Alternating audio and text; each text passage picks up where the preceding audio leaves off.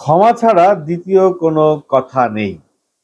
আগে ক্ষমা চাইতে হবে, তারপরে অন্য কথা।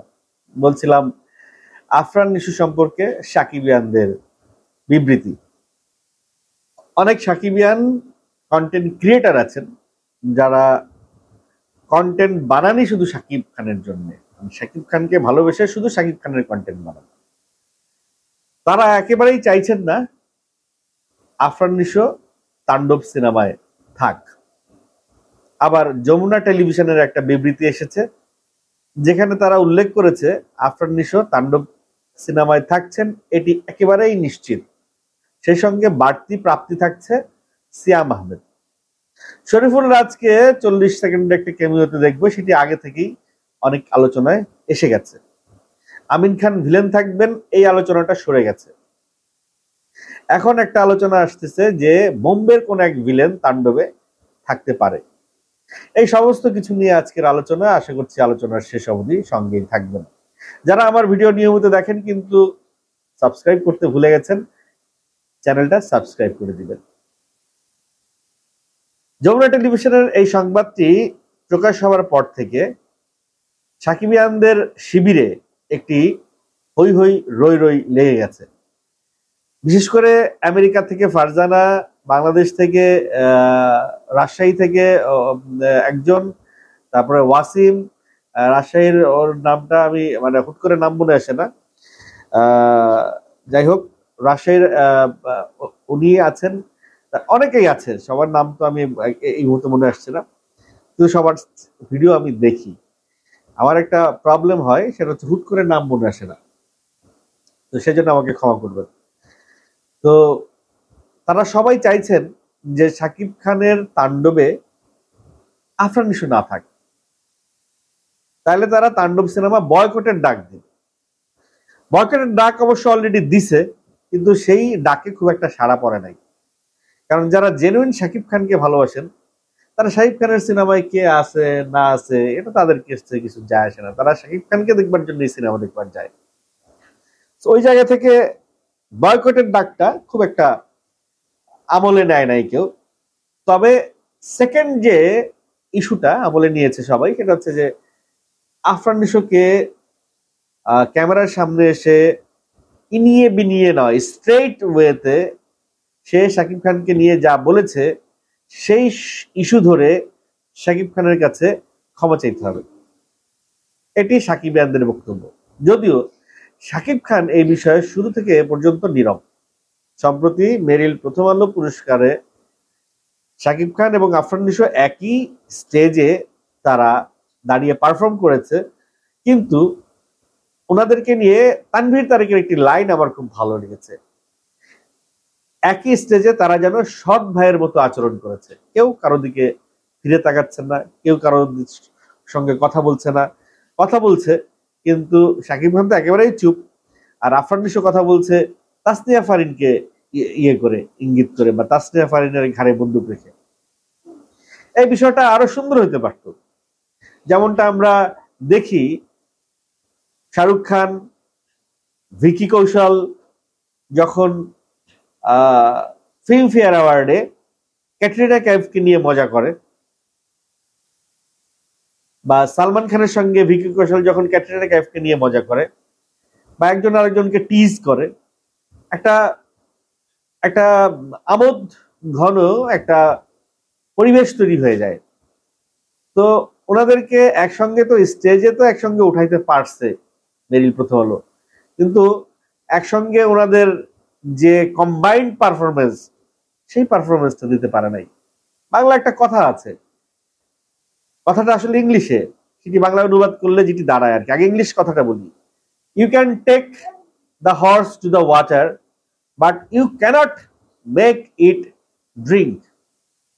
আপনি ঘোড়াকে পানির কাছে তো নিয়ে যেতে পারবেন, কিন্তু ওকে আপনি পানি খাওয়াইতে পারবেন না যতক্ষণ না পর্যন্ত সে পানিটা খায়।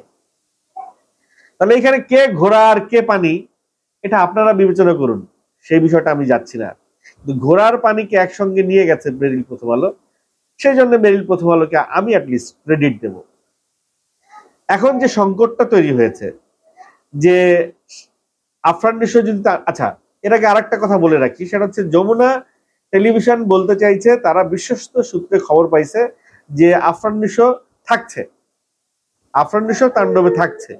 আবার আমিও বিশ্বস্ত সূত্রে খবর পেয়েছি আফরান নিশো তাণ্ডবে নাই। তাহলে হয় যমুনা টেলিভিশনকে বিশ্বস্ত সূত্রটা মিথ্যে কথা বলছে, না হয় আমাকে মিথ্যে কথা বলছে, অথবা সেই বিশ্বস্ত সূত্র ডুয়েল রোল প্লে করছে। আমি আমার সেই বিশ্বস্ত সূত্রটির নাম বলবো না, কিন্তু সেই বিশ্বস্ত সূত্রটা একেবারেই ইনসাইডার, একেবারেই ফিল্ম রিলেটেড, একেবারে সিনেমার সঙ্গে সংযুক্ত, খুব মানে ইম্পর্টেন্ট একজন পার্সনকে আমি হাত ধরে জিজ্ঞেস করছিলাম, ভাই সত্যি করে কন্ত তাণ্ডবে কি আফরান নিশো থাকবে? সে আমাকে বলছে আপনারা কইলে তো আপনি কন্টেন্ট বানায় ফেলবেন। আমি বলছি না, আমি কন্টেন্ট বানাবো না, না তাণ্ডবে আফরান নিশো নাই।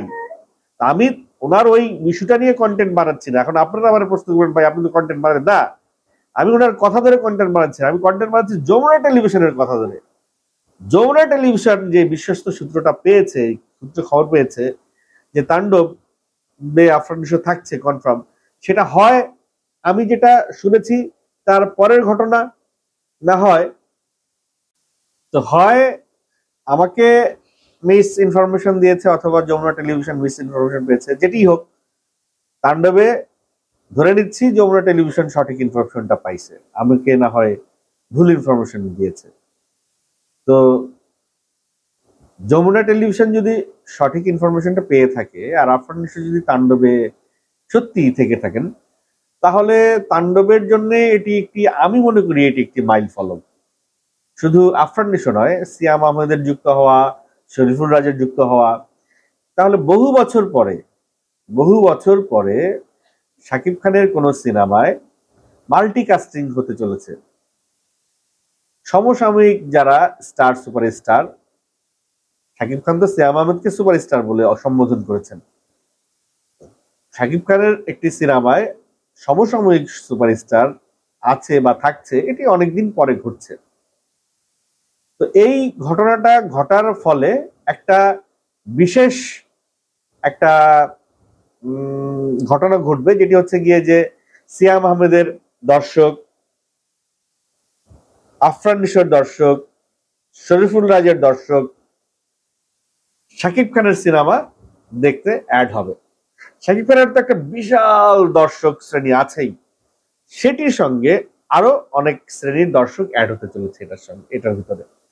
এতে করে হবে কি, এই বিষয়টা নিয়ে অনেকেই অনেক আগে থেকেই আলোচনা করছিল যে মাল্টিকাস্টিং হইলে সবার দর্শক, এক সিনেমার এক হিরোর দর্শক আর এক হিরোর সিনেমা দেখার প্র্যাকটিসটা তৈরি হবে, সিনেমা দেখার প্র্যাকটিসটা বাড়বে, এতে করে দর্শক সংখ্যা বাড়বে, এতে করে রেশারেশি কমবে। তো এখন সাকিবিয়ানদের একটাই দাবি যে আফরান নিশো ক্ষমা চাইতে হবে। সে যে শাকিব খানের প্রশংসা করে এড়িয়ে যাবে সেই বিষয়টা তারা চায় না। শাকিব খানের প্রশংসা করে এড়িয়ে যাবে বলতে, শাকিব খান আমাদের একজন মেগা স্টার, সে মানে যেভাবে আফরান নিশো বলে যে সে একটা পাওয়ার হাউস, কিন্তু সরাসরি সে তার যে কথাগুলো সে বলেছে সেই কথাগুলোর ব্যাপারে কিন্তু সরাসরি সরি বলছে না, ক্ষমা চাইছে না।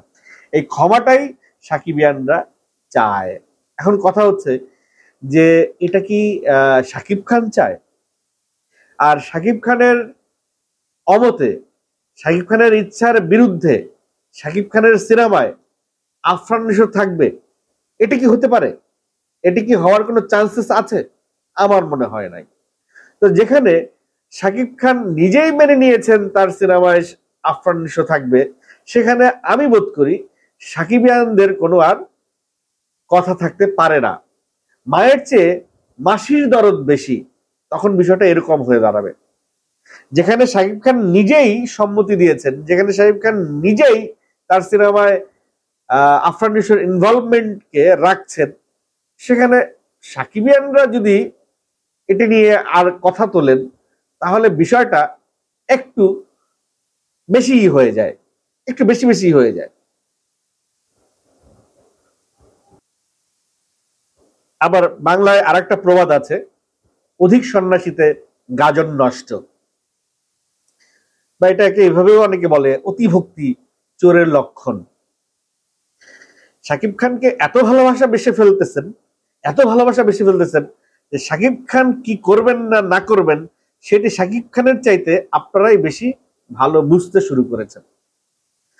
অবশ্যই শাকিব খান সাকিবিয়ানদের জন্যই এই অবস্থায়, অবশ্যই শাকিব খান সাকিবিয়ানদের পছন্দ অপছন্দের মূল্যায়ন করবেন, তবে শাকিব খানের উপরও সাকিবিয়ানদের একটা আস্থা রাখতে হবে। এতদিন যেহেতু শাকিব খানের উপর আপনারা আস্থা রেখেছেন, ভবিষ্যতেও শাকিব খানের উপরে সেই আস্থাটা আপনারা রাখবেন। একটা কথা শুনলাম, অনেকে মনে করছেন তাণ্ডব বরবাদ 100 কোটি টাকার ক্লাবে যাইতে পারে নাই, কিন্তু তাণ্ডব 100 কোটি টাকার ক্লাবে যাবে, কারণ সেখানে আফরান নিশোর ইনভলভমেন্টটা আছে।